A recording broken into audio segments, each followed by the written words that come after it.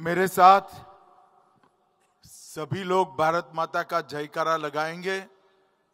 बोलिए भारत माता की। अरे क्या आवाज हुई भाई, कोल्हापुर में ऐसी आवाज नहीं चलती। मोदी जी तक आवाज जानी चाहिए कि कोल्हापुर की आसपास की 12 विधानसभा सीटें और दोनों लोकसभा सीटें भारतीय जनता पार्टी शिवसेना युति को जीतनी है।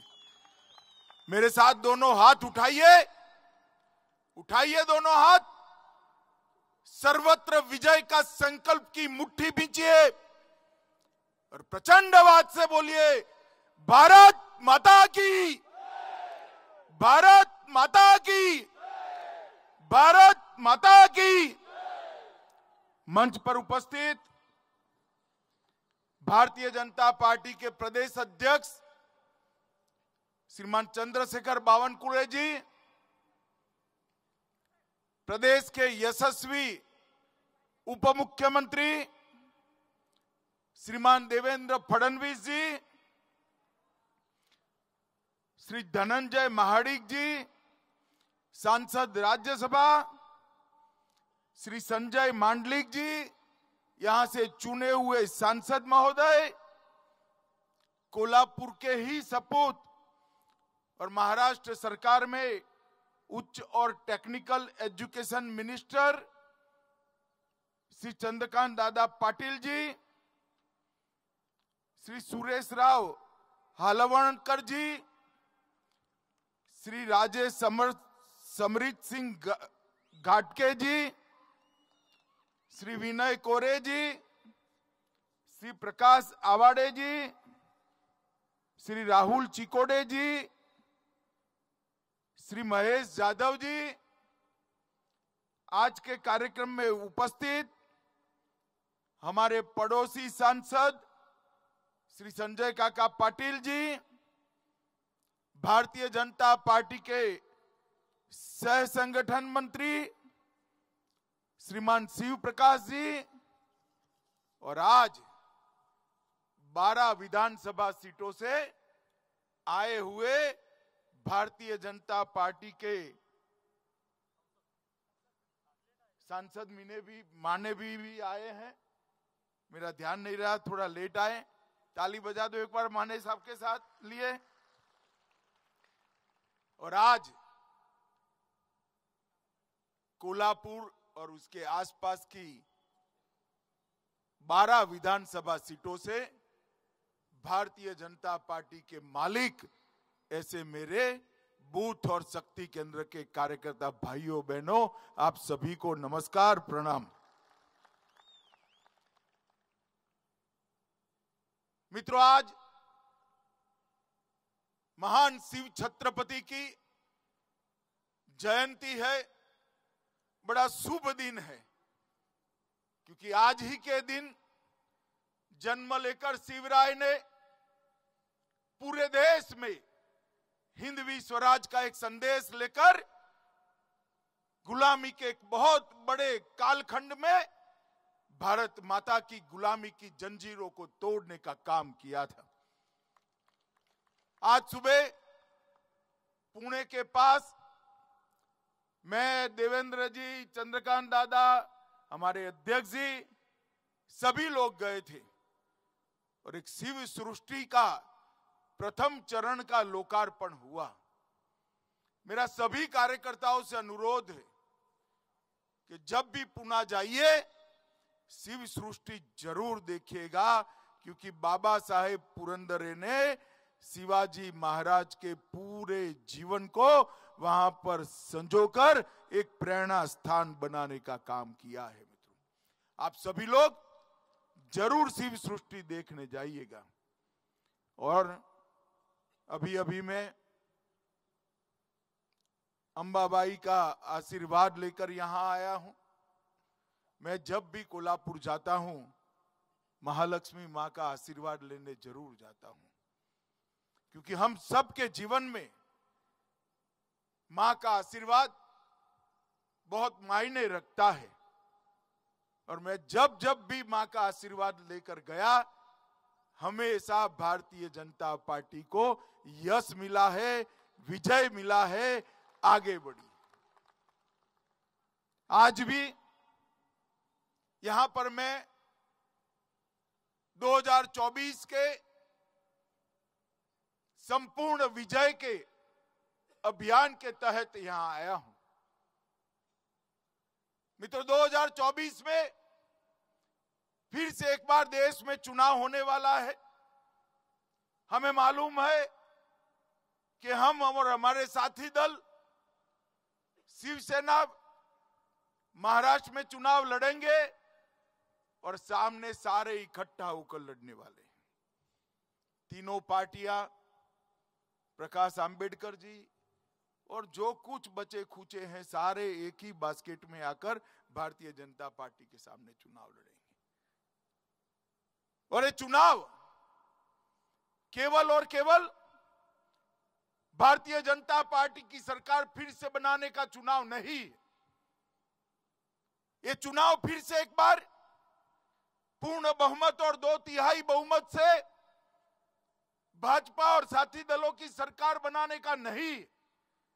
ये चुनाव फिर से एक बार मोदी जी को प्रधानमंत्री बनाने का चुनाव नहीं है। मैं आपको विश्वास दिलाता हूं मित्रों कि आने वाले चुनाव में भारतीय जनता पार्टी का विजय ये महान भारत की रचना का चुनाव है, समृद्ध भारत की रचना का चुनाव। मोदी जी ने इन 9 साल के अंदर ढेर सारे परिवर्तन करे।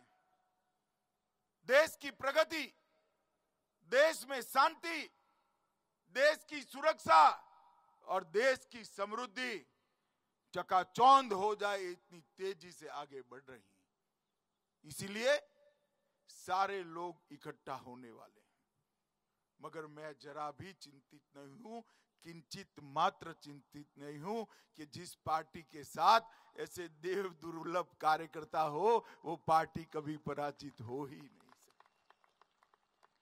और यहां तो ये देव दुर्लभ कार्यकर्ताओं की टीम और साथ में मोदी जी जैसा करिश्माई नेतृत्व और परिणाम देने वाला नेतृत्व, ये दोनों का योग मणिकंचन का योग होता है।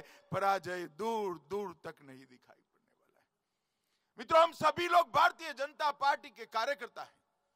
चंद्रकांत दादा धीरे धीरे धीरे धीरे अपनी स्टाइल से कह रहे थे, बूथ वाले आए, शक्ति केंद्र वाले आए, विधानसभा वाले आए।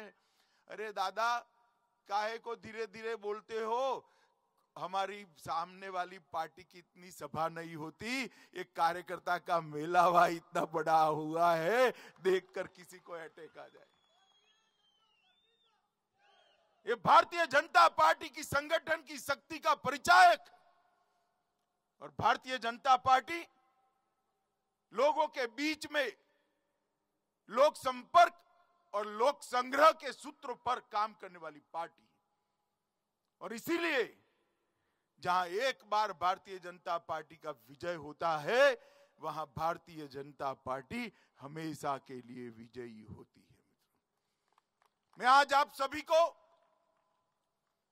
2014 के पहले का भारत का परिदृश्य याद कराने आया हूं और शरद राव जी को भी कहता हूं, आप तो मंत्री थे, याद करिएगा कैसा भारत हमें सौंप कर गए थे आप। 2004 से 2014 तक ऐसी सरकार चली कि जिस सरकार में प्रधानमंत्री को कोई प्रधानमंत्री नहीं मानता था और सारे मंत्री अपने आप को प्रधानमंत्री मानते थे।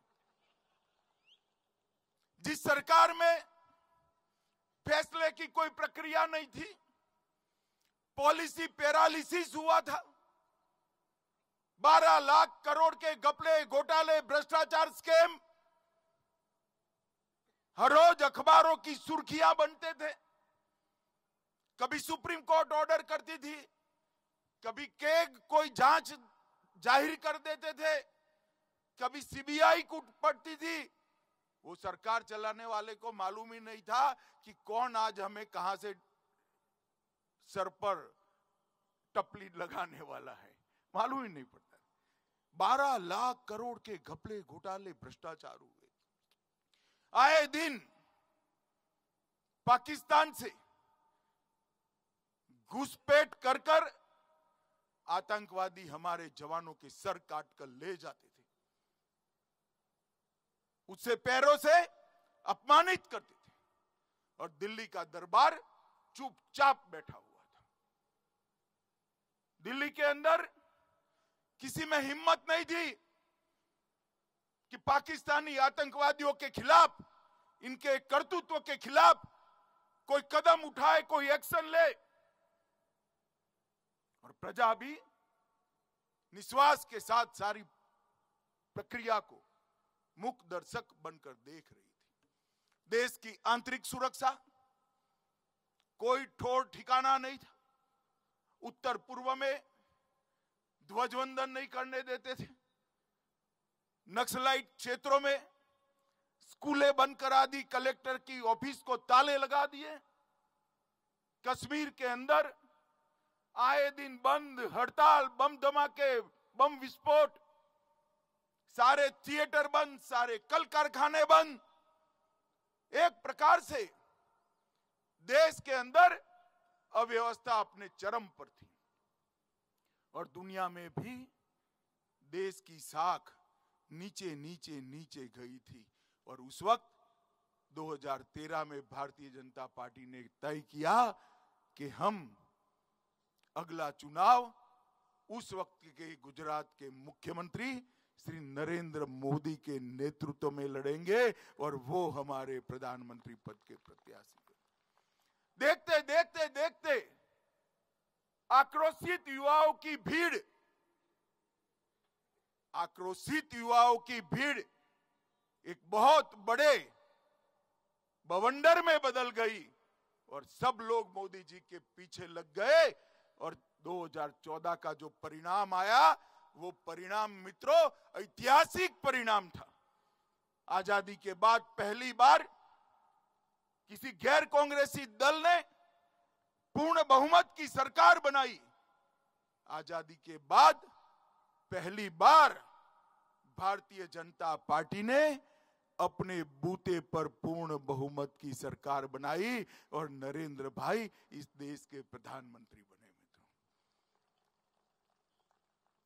और ये 2024 से 2023 का कालखंड हम सब ने देखा है। 2014 में जब प्रधानमंत्री जी को एनडीए पार्लियामेंट्री पार्टी का नेता चुनने की प्रक्रिया थी, मैं सेंट्रल हॉल में बैठा था, मैं भारतीय जनता पार्टी का महासचिव था। वहां पर मोदी जी ने भाषण किया कि मेरी सरकार दलितों की सरकार है, मेरी सरकार गरीबों की, पिछड़ों की, आदिवासियों की और किसानों की सरकार है। और आज पीछे मुड़कर देखते हैं तो वो कोरा भाषण नहीं था, मोदी जी ने कर कर दिखाया है। मित्रों, ये कर कर दिखाया है। ये 9 साल के अंदर 10 करोड़ से ज्यादा गरीब माताओं के घर में गैस का सिलेंडर देने का काम हमारे नेता और देश के प्रधानमंत्री नरेंद्र मोदी जी ने किया है। जो गरीब महिला कभी कल्पना नहीं कर सकती थी कि मेरी झोंपड़ी धुएं से मुक्त हो जाएगी, मेरे घर में भी सिलेंडर आएगा। कंडे और टहनियां जला जला कर टीबी कर लेती थी, वो आंख की ज्योति चली जाती थी, वो मां के घर में आज गैस का सिलेंडर पहुंच गया है। 70 साल के बाद आज इसके चेहरे पर मुस्कान है, और अपने घर के अंदर धुएं मुक्त वातावरण में खुली सांस ले रही है। 11 करोड़ माताओं को घर के अंदर शौचालय देने का काम, एक भगीरथ काम नरेंद्र मोदी जी ने किया, और 11 करोड़ परिवारों की माताओं बहनों को सम्मान देने का काम इस देश के प्रधानमंत्री जी ने किया है। मित्रों, हम कल्पना कर सकते हैं घर में शौचालय न हो, टॉयलेट न हो तो माताओं बहनों की स्थिति क्या होती। आजादी के 70 साल के बाद इस देश के 11 करोड़ घर में शौचालय टॉयलेट नहीं थे।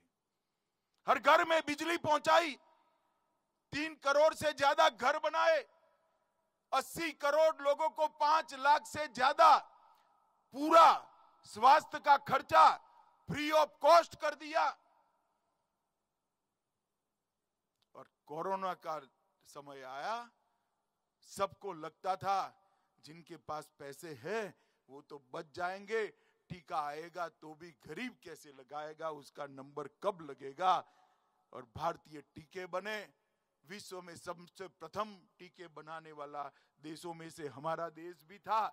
और देखते देखते देखते फ्री ऑफ कॉस्ट 130 करोड़ लोगों को टीका लगाने का काम नरेंद्र मोदी जी ने समाप्त कर दिया। कौन गरीब, कौन धनवान, कौन युवा, कौन महिला, कौन वृद्ध, कौन किशोर, सभी लोगों को टीके लगाए। अब जो कोरोना का कालखंड आया, लॉकडाउन हुआ, 80 करोड़ लोगों को, देश के 80 करोड़ लोगों को उस दिन से आज तक प्रति व्यक्ति प्रति माह 5 किलो अनाज मुफ्त में देने का काम ये भारतीय जनता पार्टी की सरकार करती है। हर किसान के बैंक अकाउंट में सालाना 6,000 रुपया डालने का काम किया। धान और गेहूं की खरीदी लगभग 2.25 गुना हो गई। बंद पड़ी हुई गन्ना मिलों को अभी के बजट में 10,000 करोड़ का टैक्स का राहत रिट्रोस्पेक्टिव इफेक्ट से देने का, पश्चात असर से देने का काम देश के प्रधानमंत्री जी ने किया। किसानों के लिए ढेर सारी योजना लेकर आए। तो मोदी जी ने जो कहा था कि मेरी सरकार गरीबों की सरकार है, दलितों की सरकार है, आदिवासियों की सरकार है, पिछड़ों की सरकार है, किसान की सरकार है, उसकी उन्होंने परिपूर्ति कर दी। मित्रों, सुरक्षा के मामले में मोदी जी ने आजादी के बाद पहली बार देश की रक्षा नीति सुनिश्चित की। पहले रक्षा नीति विदेश नीति से प्रभावित होती थी। मोदी जी ने कर दिया स्पष्ट कि हमें दुनिया के हर देश के साथ अच्छे संबंध चाहिए, पड़ोसियों के साथ भी चाहिए, मगर हमारी सीमाओं के साथ, हमारे जवानों के साथ कोई छेड़खानी करेगा तो उसको मुंह की खानी पड़ेगी, वो सुनिश्चित कर दिया। पाकिस्तान को आदत पड़ी थी हर रोज यहां आकर कुछ न कुछ हरकत करने की। उरी और पुलवामा में हमला कर दिया, हमारे जवानों को जिंदा जला दिया, गोलियों से भून दिया।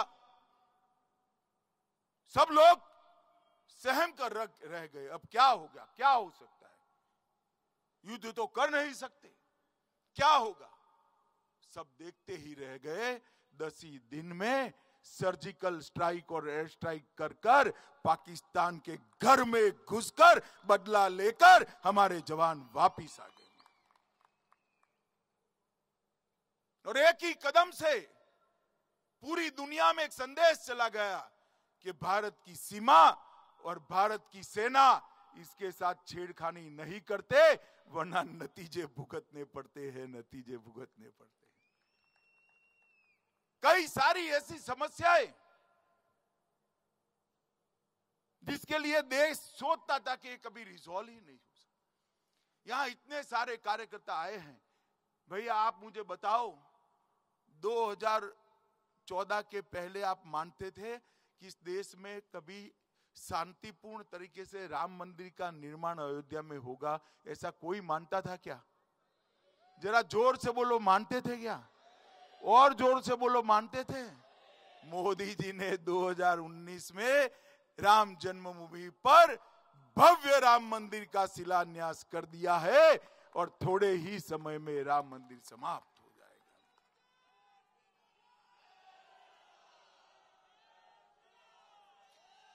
और खाली राम मंदिर नहीं, औरंगजेब ने तोड़ा हुआ काशी विश्वनाथ का कॉरिडोर नया बना, उज्जैन में महाकाल का कॉरिडोर बना, गुजरात में शक्तिपीठ को फिर से पुनर्जीवित किया गया, सोमनाथ का मंदिर भी सोने का बन रहा है, बद्री धाम और केदार धाम का पुनरुद्धार हुआ। हमारे सारे आस्था केंद्रों को गर्व के साथ महिमा मंडित करने का काम नरेंद्र मोदी जी के नेतृत्व में हुआ है। और मोदी जी ने सिद्ध कर दिया कि सांस्कृतिक विरासत को संभालना और आधुनिक भारत बनाना दोनों साथ में हो सकता है। इसके बीच में कोई विरोधाभास नहीं है। मुझे बताओ, आप कभी लोग सोचते थे कि ट्रिपल तलाक इस देश में खत्म हो जाएगा? बोलो, कोल्हापुर वालों सोचते थे क्या? मोदी जी ने एक ही झटके में ट्रिपल तलाक को समाप्त कर कर मुस्लिम महिलाओं को अपना अधिकार देने का काम किया है। मित्रों, अधिकार। आज भारतीय जनता पार्टी की सरकार है, कॉमन सिविल कोड की दिशा में आगे बढ़ गई। और आप कभी सोचते थे क्या? नारा तो हम कभी सभी लोग लगाते थे, छोटे से तख्ते लगाते थे, जहां हुए बलिदान मुखर्जी वो कश्मीर हमारा है। एक देश में दो निशान, दो प्रधान, दो विधान नहीं चलेंगे। परंतु कभी आप सोचते थे धारा 370 हटेगी? बताओ भाई, कल्पना आती थी क्या ऐसी? जरा जोर से बोलो। 5 अगस्त 2019 को मोदी जी ने कलम के एक झटके से धारा 370 और 35 को उखाड़कर फेंक दिया। और शरद पवार की पार्टी एनसीपी, राहुल बाबा की पार्टी कांग्रेस पार्टी, सपा, बसपा, ममता, समता, नीतीश कुमार, कोई बाकी सब लोग खड़े हो गए, विरोध किया और कहते थे कि मत हटाइए, मत हटाइए। मैं ही बिल पायलट कर रहा था। मैंने पूछा क्यों ना हटाए भाई? तूने कहा कश्मीर में खून की नदियां बह जाएगी। मित्रों, 370 कलम समाप्त हो गई। खून की नदियां छोड़ो, किसी को कंकर चलाने की हिम्मत नहीं हुई है, कंकर चलाने की। और आज ये कश्मीर भारत माता का मुकुट मणि हमेशा के लिए भारत का अभिन्न अंग बन गया है। उसको कोई हमसे जुदा नहीं कर सकता। ये काम नरेंद्र मोदी जी ने किया। जिस कामों के लिए 70 साल से इस देश की जनता आस लगाकर बैठी थी, कोई तो आए और एक कामों को पूरा करे। मोदी जी ने, देश की जनता ने 2 बार उनको मैंडेट दिया।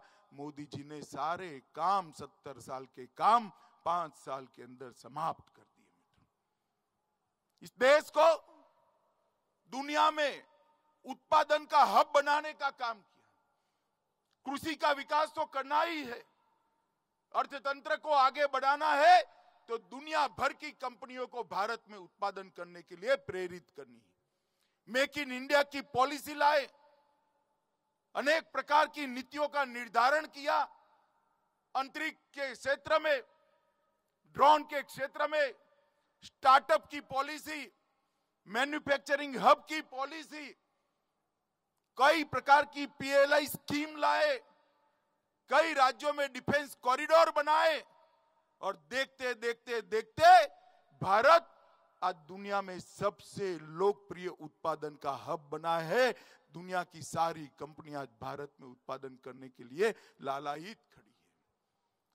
और इसका परिणाम क्या हुआ? 2004 में अटल जी देश के अर्थतंत्र को 11वें नंबर पर छोड़कर गए थे और अर्थशास्त्री प्रधानमंत्री मनमोहन सिंह 11 से एक कदम आगे नहीं बढ़ पाए। 10 साल तक 11 का 11 किया और एक बार तो कांग्रेस के प्रवक्ता ने बहुत बड़ी उपलब्धि बताई कि हमने हमारी रैंकिंग को नीचे नहीं जाने दिया। बहुत बड़ी, कितनी बड़ी उपलब्धि उन्होंने बताई। मोदी जी ने 9 साल में हमारे अर्थतंत्र को 11वें नंबर से 5वें नंबर पर पहुंचाने का काम कर दिया। इतनी बड़ी छलांग कभी नहीं लगी और ये सिद्ध हो गया कि भारतीय जनता पार्टी आती है तो अर्थतंत्र आगे बढ़ता है, और कांग्रेस और उसके साथी आते हैं तो अर्थतंत्र में स्थगितता आ जाती है। 9 साल से सरकार चला रहे हैं। 12 लाख करोड़ के घपले घोटाले करने वाली ये कांग्रेस पार्टी और उनके साथी शरद राव समेत सभी, कोई हम पर आज तक 1 पैसे का भ्रष्टाचार का आरोप नहीं कर पाया। हमने प्रामाणिकता के साथ सरकार, किसी की हिम्मत नहीं, विपक्ष की भी नहीं, मोदी जी पर भ्रष्टाचार का आरोप लगाए। और जहां तक महाराष्ट्र का सवाल है, महाराष्ट्र के अंदर एक कोल्हापुर लोकसभा बैठक और इसके साथ वाली बैठक दोनों हमने चिन्हित बैठकों में चिन्हित की है। इसको फिर से जीतना है और यहां मजबूत गढ़ एनडीए का बनाना है। और अब तो सारे व्यवधान दूर हो गए हैं। 19 को देवेंद्र जी के नेतृत्व में हम चुनाव लड़े थे या नहीं लड़े थे भाई? जरा जोर से बोलो, लड़े थे या नहीं लड़े थे? बड़ी फोटो मोदी जी की लगाई थी या नहीं लगाई थी? छोटी फोटो उद्धव जी की थी या नहीं थी? कई बार बोले कि नहीं बोले देवेंद्र के नेतृत्व में चुनाव लड़ रहे हैं। मैंने भी हर जगह पे कहा, मोदी जी ने भी हर जगह पे कहा, और चुनाव के नतीजे आए, मुंह में पानी छूटा, सारे सिद्धांतों को तरबतर कर कर शरद राव की शरण में जाकर बैठ गए और उन्होंने कहा हमें मुख्यमंत्री बनाओ। पार्टी किसकी बड़ी बनी थी भाई? जोर से बोलो, किसकी बनी थी? कौन बनना चाहिए? अरे हमें सत्ता का लोभ नहीं है। सत्ता के लिए हमने सिद्धांतों की बलि नहीं चढ़ाई है। हिंदू हृदय सम्राट बाला साहब ठाकरे की पार्टी आज शरद पवार के चरणों में बैठ गई थी और आज समय ने करवट ली है। शिवसेना असली बनकर धनुष बाण के साथ भारतीय जनता पार्टी के साथ खड़ी। और मैं फिर से कहता हूं, हमें सत्ता का मोह नहीं है। हमारे मन में महाराष्ट्र का हित सर्वोपरि। और आज भी एकनाथ शिंदे जी को मुख्यमंत्री बनाने का काम केवल और केवल भारतीय जनता पार्टी के हमारे ज्यादा विधायकों ने किया है और आज उनको सबक सिखाने का काम भी हुआ है। मगर महाराष्ट्र के अंदर जब चुनाव है तब हमारी अपेक्षा महाराष्ट्र के अंदर बहुमत की नहीं है। बहुमत नहीं प्राप्त करना है। गत चुनाव में भी 48 में से 42 सीटें जीते थे, मगर हमें इससे संतुष्टि नहीं है। इस बार बहुमत नहीं चाहिए, संपूर्ण विजय चाहिए। 48 की 48 लोकसभा सीटें भारतीय जनता पार्टी की झोली में डाली, मोदी जी के झोली में डाली। और शिवसेना भाजपा युति फिर से एक बार सिद्ध कर ले कि कुटिल बुद्धि से राजनीति को और सत्ता को कुछ क्षण के लिए तो हथिया सकते हो, मगर रण मैदान में जब आने का समय आता है तब तो साहस, शौर्य और परिणाम ही काम आता है, जो आपके पास नहीं है, भारतीय जनता पार्टी के कार्यकर्ताओं के पास है। मित्रों, मोदी जी के नेतृत्व में महान भारत की रचना करनी है, समृद्ध भारत की रचना करनी है और देश की जब शताब्दी हो 2047 में, तब दुनिया में हर क्षेत्र के अंदर भारत सर्वप्रथम हो, इस प्रकार के भारत की नींव डालने का काम करना है। इसलिए एक और बार पराक्रम की पराकाष्ठा और पुरुषार्थ कर कर महाराष्ट्र के अंदर संपूर्ण विजय प्राप्त करनी है।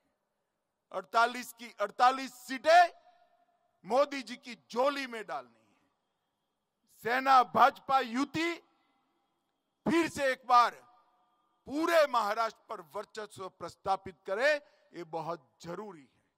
मुझे बताइए माताओं, भाइयों, बहनों, सभी कार्यकर्ता इसके लिए तैयार है क्या? अरे सुनाई नहीं पड़ता। तैयार है क्या? संपूर्ण विजय के लिए तैयार है क्या? 48 की 48 सीटें मोदी जी की झोली में डालेंगे, मोदी जी को फिर से प्रधानमंत्री बनाएंगे, 2/3 बहुमत से भाजपा सरकार बनाएंगे।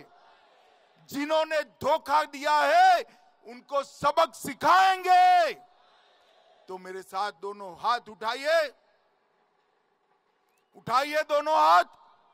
आज शिव जयंती है, संपूर्ण विजय के निश्चय का मुट्ठी भींचिए और प्रचंड आवाज से बोलिए, भारत माता की, भारत माता की जय जय जय जय जय भवानी,